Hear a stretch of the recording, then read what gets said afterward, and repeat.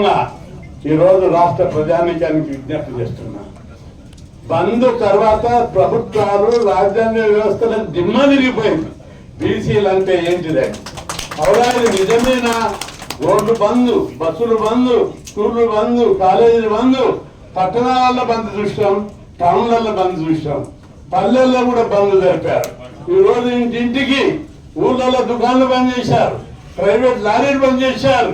చరిత్రలో నిలిచిపోయేటట్టుగా బంద్ జరిగారు. మళ్ళా ఇక్కడ హైదరాబాద్ లో కూడా ఈ బంద్ సందర్భంగా హైదరాబాద్ తో పాటు నల్లగొండ, మిర్యాలగూడ, కరీంనగర్, వరంగల్లో అక్రమంగా మన సోదరుల మీద మొన్న లెక్క తీస్తే 350 మంది మీద కేసు పెట్టారు. చాలా ఇది నిజంగా అన్యాయం. ఇది అక్రమ కేసుల మీద మన వంశీ కృష్ణ ఇక్కడ కొట్లాడి బెయిల్ తీసుకొని వచ్చారు. ఆయన నేను ఈ సభాముఖంగా అభినందిస్తున్నాను. ఈరోజు ఎక్కువ మంది ఉన్నారు. నేను సన్మానం చేయాలనుకున్నా మన పెద్దలందరికీ, కానీ చాలా బిజీగా ఇంటికాడ జాతర ఉండే నాకు. జనం అంత వస్తూనే ఉంటారు. ఎప్పటికీ హాస్టల్ సీట్లని, కాలేజ్ సీట్లని, ఫీజుల కన్సెషన్ అని కొద్దిగా లేట్ అయ్యింది.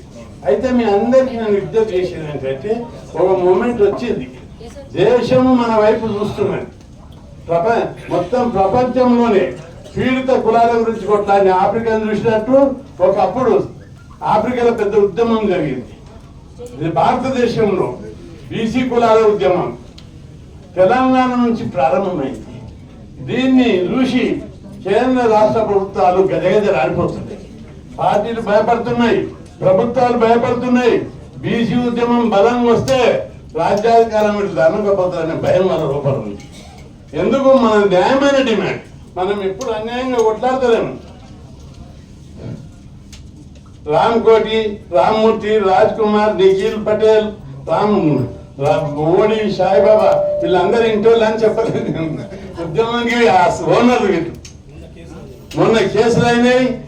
ఇక్కడ బర్కత్పురం నుంచి 150 కార్లు బండ్లు తీసుకొని 2 వీలర్స్ మీద బైక్ ర్యాలీ తీసి ర్యాబిడ్స్, కోటి, బేగం బజార్ సిటీ అంతా తిరిగి నానా హంగామా చేస్తే వీళ్ళందరి మీద కేసులు అయినాయి. అయితే ప్రభుత్వంతో మాట్లాడి చేస్తాం. కేసులు పెట్టడం అనేది చాలా అన్యాయం. రెండోది, మన బీసీ సోదరులకు మధ్య విజ్ఞప్తి చేస్తున్నా, ఎక్కువ మంది మనోళ్ళు ఉన్నారు. నాయకత్వం కోసం పోటీ అయితే తప్పదది. కానీ పెద్ద మనసుతోటి నాయకత్వం అనేది మనం పోరాడుతుంటే ఆటోమేటిక్ వచ్చేస్తుంది. కాబట్టి మీరు పెద్ద మనసుతోటి ప్రతి ఒక్కరిని, ప్రతి సంఘం నుంచి ఒక కన్వీనర్, కుల సంఘాల నుంచి ఆ రాష్ట్ర అధ్యక్షులను కన్వీనర్ పెడతాం. అదేవిధంగా ప్రముఖ నాయకులు వాళ్ళకు కూడా ఏదో స్థానం కల్పిద్దాం. బీసీ సంఘాలు, ఉద్యోగ సంఘాలు ఉన్నాయి. ఉద్యోగ సంఘాల సంఘం ప్రెసిడెంట్ దానికి కన్వీనర్ అవుతాడు, హెడ్ అవుతాడు, చైర్మన్ లేదా కన్వీనర్. ఉద్యోగుల సంఘం, ఆర్టీసీ ఉద్యోగుల సంఘం, బీసీ ఉపాధ్యాయుల సంఘం, అదేవిధంగా రాష్ట్ర ప్రభుత్వ ఉద్యోగుల సంఘం, గౌడ్ గారు, ఇట్లా చాలా మంది ఉన్నారు. ఇక కేంద్ర ప్రభుత్వ ఉద్యోగుల సంఘాలు, ఇప్పుడు వాటర్ బోర్డు సంఘాలు, మున్సిపాలిటీ ఉద్యోగుల సంఘం, ఇట్లా ప్రతి దానిలో చాలా రోజులుగా బీసీ ఉద్యోగుల సంఘం పెట్టి పోరాడుతున్నారు. అదేవిధంగా ఆర్య సంఘం, ఇట్లా వివిధ కులాల వాళ్ళందరూ వచ్చారు. వారాల సంఘం వచ్చింది. పేర్లు రాసి పంపాలి. కొద్దిగా మీరు ఫీల్ కావద్దు.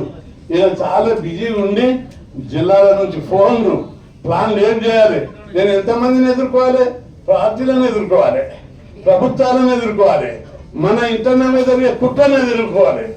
ఒక్కరిని నేను ఇన్ని ఎదుర్కోవాల్సి వస్తుంది కొద్దిగా.